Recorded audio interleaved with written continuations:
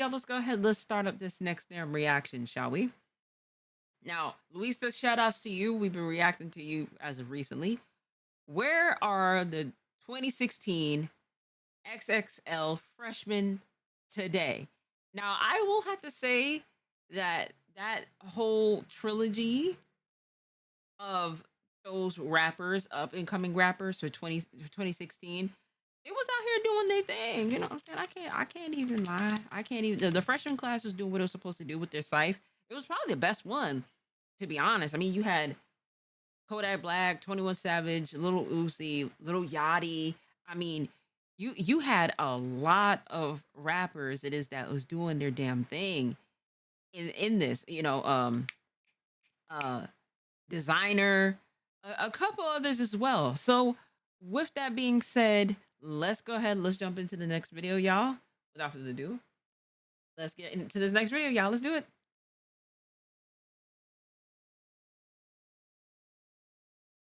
While some of the rappers from the legendary 2016 XXL freshman class have remained at the top, others have experienced major fall-offs, drifted into mental breakdowns, even found themselves at the center of a major fraud operation. However, you can argue that no one's career has flourished quite like 21 Savage, and he's even on record saying this himself. That freshman cover beat me, nobody. So you could beat Lil Uzi? Hell yeah. While his freestyle on the cypher was somewhat laughable, Bold to say, but I mean, 21, you out here, you doing your thing, but I mean, to sit there and to say that's okay. You an old nigga. Man, you washed up. Young Savage, man, I got my car washed up. It's astonishing he even made it here in the first place. Raised in Atlanta's notorious Zone 6, 21 Savage knew that if he had any shot at living a prosperous life, he had to find his way out of the hood. But the odds were stacked against him. There ain't really like too many ways to make it out besides rap and basketball. And where I'm from, ain't too many people made it out. Only other artists that's made it out was like B.O.B. Initially seen as one of the poster boys for the mumble rap movement, 21 has long since shed the skin of people who thought that he was just another mindless MC who would gradually fade into irrelevancy. I'ma keep doing what I do so they can keep talking shit and saying I'm a mumble rapper, but you can hear every word I got now say. Following his debut solo album Issa, 21 started to really commit to his craft, and by the time he dropped Issa was a good album. I'll give it that. It's crazy we didn't know that he was British for so long. You know, yeah, that's another thing as well. Hey, you know, Lil Boat is ass. Little Boat is ass. Same with Kodak. Designer is weird. I wouldn't say that. Like Kodak had some hits. Designer had some hits as well, but he went through a crash out with his like label and then his mental health as well. You know. Sir Savage the 21st. 2018's I Am Greater Than I Was, he was getting a lot of respect for his hard-hitting lyrics and willingness to go deeper. Then, just as it was all going well, he had his career briefly derailed by an attempt from ICE to deport the rapper, who up until that point, no one even knew he was British. Luckily, hip-hop had his back, even when the memes were everywhere, and it was none other than Jay-Z who helped him regain his freedom. And I called Meek while I was in jail. Told Meek like, bro, I just got locked up. And he called Jay-Z. And then Jay-Z put a lawyer on my case. He played a role and get me out of there. Since coming back to the game, 21 has kept going from strength to strength. From Savage Mode 2 with Metro Boomin to Her Loss with Drake, 21 was killing every collaborative project as well as each feature he got on. He was so prominent in that time that he managed to be the 5th most streamed artist in 2023 without even dropping a solo project. With so much success coming his way, he had every reason to be feeling himself and infamously claimed that he was at the top of his XXL freshman class. In 2024, he kept his run strong with the eventual release of his 3rd album American Dream, his 4th album to hit #1, selling 133,000 units and outselling I Am Greater Than I Was. And by spending 3 weeks at #1, it actually outperformed his friend Drake's For All the Dogs album, which only held that position for 2. Although stats like that would make it hard to argue that he's excelling beyond what everyone else is doing, one man who refused to accept that is Kodak Black. Back in the days of the freestyle, Pompano Beach's Kodak was probably one of the hottest rappers in the lineup, bursting onto the scene with his hit songs No Flock and a Skirt Skirt,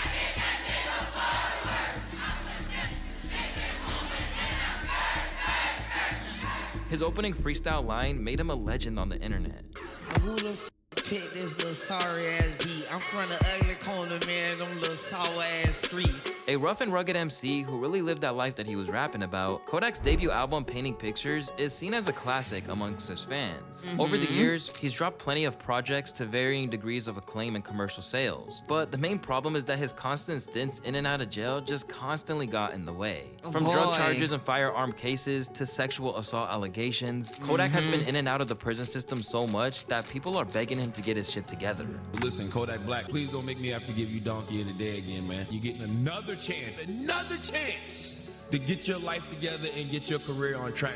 Please make the most of it, sir. As a result, his momentum has been stifled several times to the point that Yak's last album, When I Was Dead, majorly underperformed with just 13,000 units. As for major cultural hits, he hasn't had much in the way of a smash since Super Gremlin, which was admittedly huge thanks to TikTok. But since then, everything he's done has basically came and went. I wouldn't necessarily call him trash, it's just replay value for me.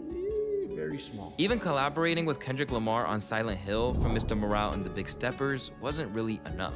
Despite everything that pointed to 21 flourishing more than him in this era, Kodak still acted like Savage. Saying he was the best in the class was the most absurd thing he had ever heard. I admire your confidence though, and that's how you should feel. You know, I'm always put myself first over any nigga any day. Too. You know what I'm saying? Oh boy. Right, and that's right. The prison is his Although main he had home. words for 21, he has always been quick to say that his class is one of the most accomplished in the XXL freshman history. My freshman class probably doing better than any other class. I don't know, I ain't keeping up with it. At the moment, what Kodak really seems to be You struggling can't say with that. is substance abuse. You can't say that. If you are not paying attention to all the other freshman classes, then you cannot say it is that you have the best one. You basically was like, I just put out what it is that I said, and I got the best freshman class still to this day. But you haven't seen the other ones, so that's cap. I had to call it for what it is. That's cap. Issues, which was extremely clear in his recent appearance on Drink Champs, where he was incoherent for most of it. Kodak Black looked like on Drink Champs. The internet try to overcomplicate sometimes. Kodak Black looked like pure on Drink Champs. He's also been caught falling asleep on IG Live, leaving fans concerned about him. At the minute, Kodak looks like he's in the midst of a real battle, but still has enough love from the hip-hop community that he could come back to the top. But it's possible to say that isn't the case for everyone else in his freshman class. As in the case of Dave East, it looks like he might have fallen a little too far out of the mainstream to ever come back. In the year 2016, Dave East was hyped to be the next big artist. A very talented New York MC who looked intent on bringing the East Coast back, Dave East's career got off to a flying start when he was signed to the legendary rapper Nas's Mass Appeal Records. And the time the XXL freshman cover dropped, Dave was blowing up in the streets. Absolutely. Got me zoning, really thinking what got Malcolm shot. Basquiat when it come to art. You lying still looking for the whiz when it come to heart. I won't buy it. He continued his streaks of mixtapes like Kyrie Chanel and Paranoia, as well as his debut album Survival in 2019. I will say this though. His streaks of mixtapes like Kyrie Chanel and Paranoia. Paranoia, Paranoia did its thing for me. When I listened to that album, mixtape, when I listened to that, I was like, oh yeah. And he actually has like I think it's his cousin that I worked with. I did like a film project with his cousin. His cousin does like basketball out here. Well, he's from out here, and he does basketball professionally. And Dave East came out to the basketball court it is that we was filming at. Very cool guy, As well as his debut album Survival in 2019, where he landed just outside the top 10. But as soon as he reached that point, he started slipping a little. First off, he prematurely made himself seem like an old head and got himself clowned over his criticism for Lil Nas X's breakout single Old Town Road. Old Town Road is fucking whack. I don't know what the is going on with hip hop, with rap, but I ain't no hater, man. Shit is whack with a cape on it. It's super. I mean, but like Old Town Road was like a #1 hit for like weeks, gang. You even had white people singing Old Town Road. Like at this rate, it's like, I mean, but of course, this is when they, when Lil Nas first came out, he had the best. Like, he had like probably one of the best debut albums, to be honest with you. The song was catchy. You had little kids singing that. You know, you can't say this. It was that whack. It was doing what it was supposed to do. Super whack. Immediately, people didn't think he was in a position of authority to make that call, saying that East doesn't even have a song better than Lil Nas X, and pointing out how he has 0 hit records. Later down the line, Dave would admit that this had a negative effect on his career at large, and alienated some of his fans. I said I did not like Old Town Road. One day, I felt the way. I said, I don't like this record. You know, the entire community ran down on me. My Graham just slowed up. That happened years. Whenever that record came out, it been going on. So it's like you can't have an opinion on no more. By the sounds of it, Dave wants to blame his own failings on pretty much anyone but himself. As for his rap career, Dave hasn't charted since Karma 3, and his recent project, Fortune Favors the Bold, even had his hardcore fans wondering why he's still aiming for commercial tracks when it's just not working. Now appearing as Method Man in Wu-Tang and American Saga, among other things, there's a case to be made that he has more potential as an actor. In fact, he's even appeared in the show of one of his fellow freshmen who had moved out of hip-hop and into the world of entertainment. Lil He can spit though. He can. That's why like the Paranoia mixtape, when I listened to it again, it did it for me.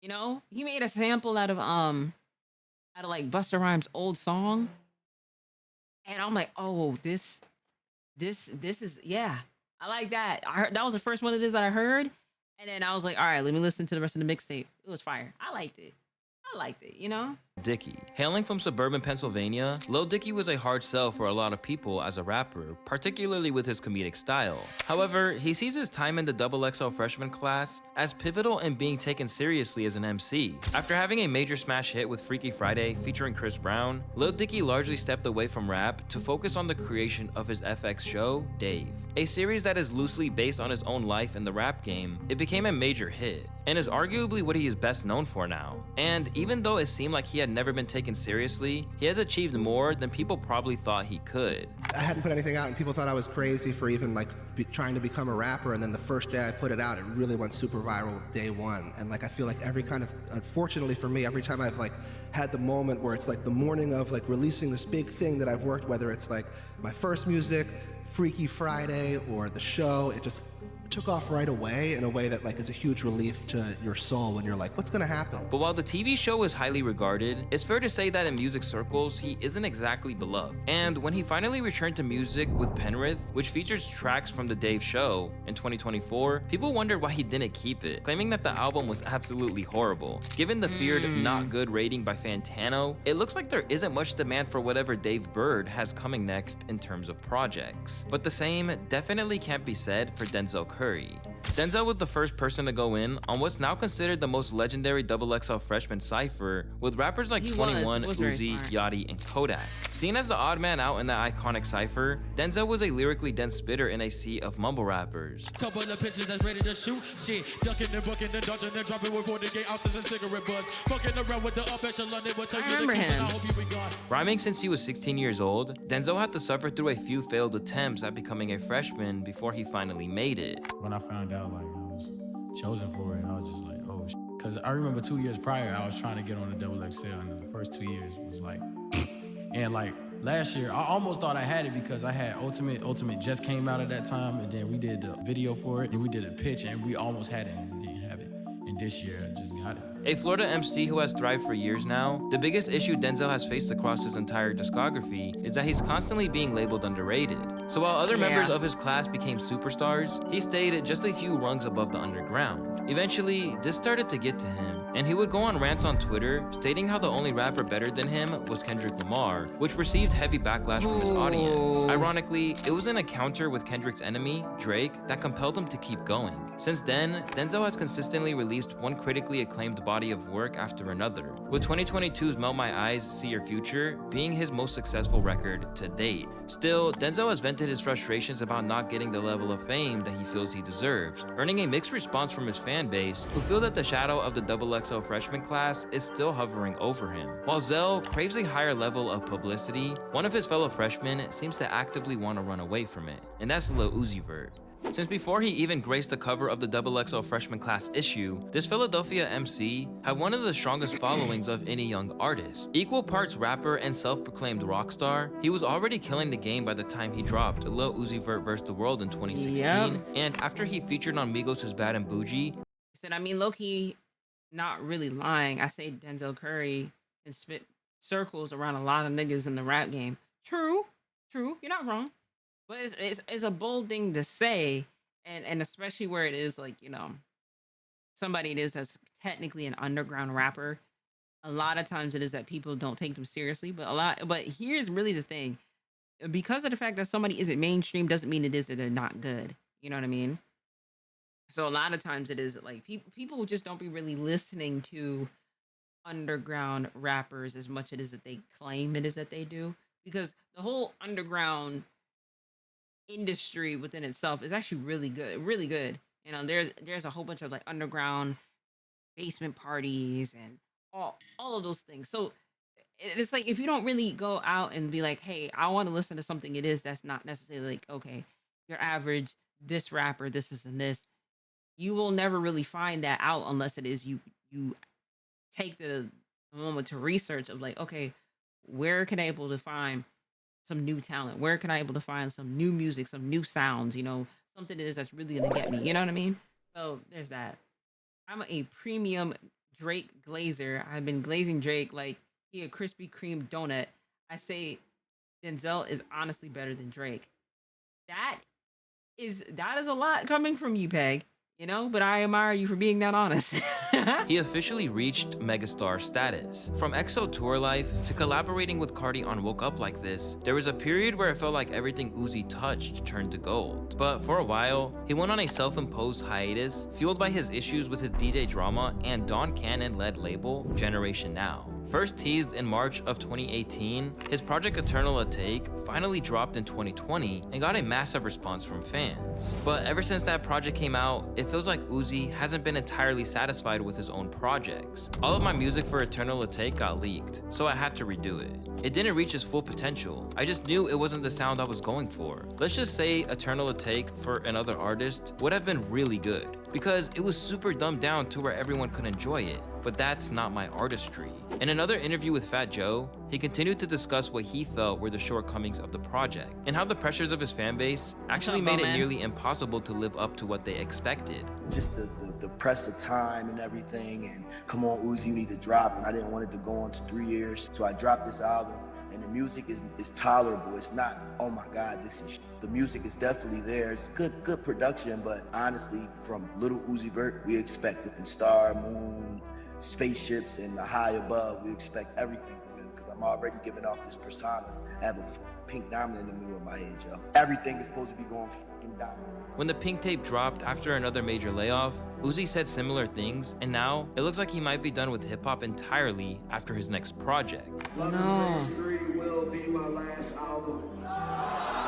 No. After Love is Race 3, I guess I will go on another tour for Love is Race 3. But after that, I want to try to live a normal life. At just 29 years old, it looks like Uzi might be ready to bow out on his own terms. While for G Herbo, it looks like he'll have no choice but to keep rapping to pay off all of the debt he found himself in. After making his name in Chicago, this drill pioneer had a huge underground buzz when he appeared on the cover, and was well aware of the fact that the XXL cosign could be a gift and a curse. It's like, all right, you got the world on you looking at you now, what you gonna do with it? So it can be pressure if you use it to just go to the next level. A lot of people will look at you like he ain't do shit else after that. He was on the cover and they put him on XXL cover and he blew up after that. Both before and after the cover, Herbo stayed steadily on his grind, dropping his debut album Humble Beast in 2017, before projects like PTSD in 25 just kept getting increasingly high exposure and chart positions. Along the way, he featured on tracks for everyone from the late great Juice WRLD and Young Dolph to Gunna, Roddy Ricch, Polo G, and many more. But even while he was making it in the rap game, there were allegations that he was running a major fraud ring. In 2021, G Herbo, alongside his his manager and other hip-hop figures like producer Southside were accused of being responsible for nearly $140,000 in victim losses that he used to fund his lavish lifestyle. Prosecutors accused him of using stolen identities to fund private jet trips, a vacation at a Jamaican villa, a personal chef, and the purchase of 2 designer puppies, and then lying about it all to federal agents. Herbert Wright III is also facing misdemeanor charges in Chicago. 2 weeks ago, CPD officers found 4 guns and roughly $1,500 worth of marijuana in a car that he was riding. In 2023, he pleaded guilty to 1 count of conspiracy to commit wire fraud and 1 count of making a false statement to a federal official. I know you're asking the right question, Axios. Because I'm like, what, a designer puppy? Okay. Herbal ain't do shit. Now this is a crazy pause picture. Damn. Like, goddamn, German Shepherd with a Gucci with Gucci logo stuff. As a result, he received 3 years of probation and a fine of $140,000. But unfortunately for G Herbo, this wasn't the only reason his finances are in shambles, as he claims that he has been swindled by his own label Machine, which is owned by his manager, Joseph J.B. Baldwin, someone who he once considered as a father figure, which he discussed at length during a 13-minute rant on a live stream. At the moment, G Herbo seems hell-bent on taking this as far as he can and is now countersuing his former manager, spending nearly $1 million to leave the label. But while Herbo is struggling to keep his head above water, one of the other freshmen who's gone from strength to strength is Anderson .Paak. When the initial ciphers came out, the multi-talented Anderson didn't put his best foot forward. His verse on the cipher has basically become a meme for how bad it was. I hopped off the stage and got right on the plane. I know it's a tip, but I'm bringing out Dre, I'm bringing out K, I'm bringing out Tip. You know, I didn't remember this being that bad until it is. I'm hearing it now, and I'm just like, golly. Golly. Oof. That double XL, this didn't do you justice. I'm looking 3 stacks in the face. I'm with the Free Nationals. What more can I say? You not looking 3 stacks in the face rapping like this, my guy. Boy, I'm finna kill all y'all niggas, bro. And since then, even Paak himself has admitted that he fumbled it. That double XL freestyle was kinda ass, so I couldn't hit the leakers without spitting straight gas. Thankfully, Designer was also in the cypher, and he stole the show when it came to jokes. I be riding around town in the coupe in the drop top, hanging like a smooth. Hey, you be frontin' like you want it, you can get it. Got my young boys hanging off the roof. Hey. However, you could say that the cypher never really affected him, as after releasing Malibu in 2016, Anderson .Paak has continually released phenomenal. He said his freestyle was ass, but it's not his kind of beat. He is a real spitter though. That's why I'm just like, this didn't do him justice, because I actually listened to him. But, you know, he low-key sound like PG a little bit. Not in a rapping, just the voice alone. I can hear it. I can hear what you're saying. I can hear it. Phenomenal albums under the guidance of Dr. Dre and the Aftermath label. Since then, he's gone on to the highest heights of his career in terms of fame when he linked up with Bruno Mars to form Silk Sonic.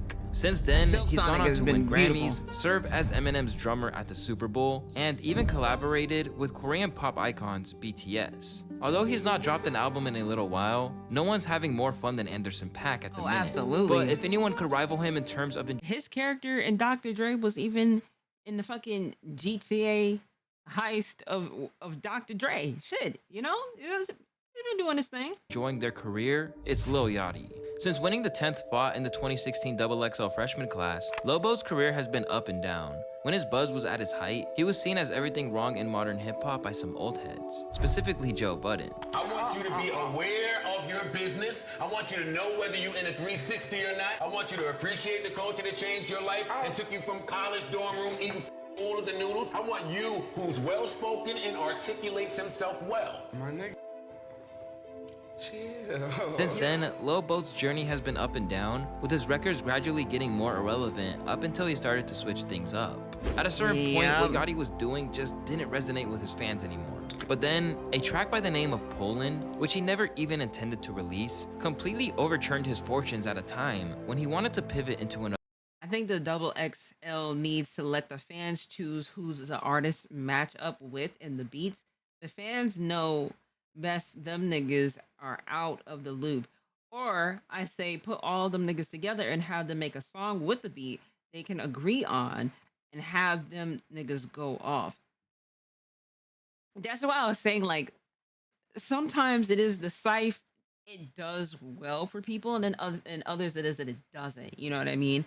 But everybody flow is different. Everybody rap style is different. The way how it is they spit is different. So I agree to that. I think it is that, like, they should have at least allowed the fans choose, or if there was given a song to, like, hey, listen, go ahead and drop your verse on it real quick, then it'd be easier to be like, oh, this person had the hardest bars. You know what I'm saying? But as much as people like to talk about Little Yachty, even I did in the beginning, because he said some very outlandish things when he first started coming up. But he is such an excellent songwriter. I cannot sit there and talk my shit about Lil Yachty. I can't. I can't talk my shit. When it comes down to writing for other people, he's very good at it. And even putting on other people around him to make sure it is that they get to eat as well. I mean, I'm gonna have to give him that. Like, at least it is that he's doing his thing. Going to this, he switched it up. So I'll give him that. The motherfuckers will pick someone as trash as Sexy Red. We should have a conversation talking about her after this. Another direction. That was irritating. I was pissed.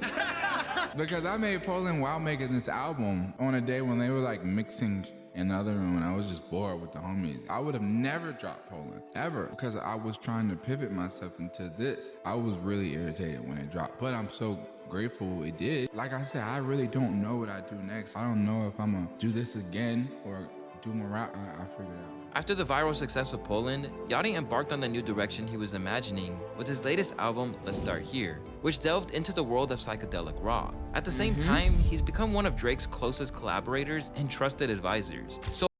And potentially ghostwriter, but the alleged, because I don't want nothing happening to me, you know what I'm saying? So all in all, it's safe to say that Yachty is up right now. But the same cannot be said for Designer. And if you guys want to figure out what happened to him, I discussed it at length in the video on the screen. Oh man, poor Designer, man. Fudge. As a songwriter, he's really good, but as a rapper, he sounds the same. It was Us Volume 1 album wasn't all that to me. Yeah. Not gonna lie, I only remember 2 songs from Designer. That's because his label fucked him up. And I think, wasn't he like signed underneath like Yay? I can't remember. I can't remember who exactly, but like his label was fucking him up bad to where it is he wasn't able to drop like music. So that it's not necessarily his fault, to be honest with you. That's more of a record label issue. But hey, listen, Luisa, shout outs to you. Thank you so much for the video. Appreciate that. Shout outs to y'all in the chat. And shout outs to you at home. I will catch y'all in the next video.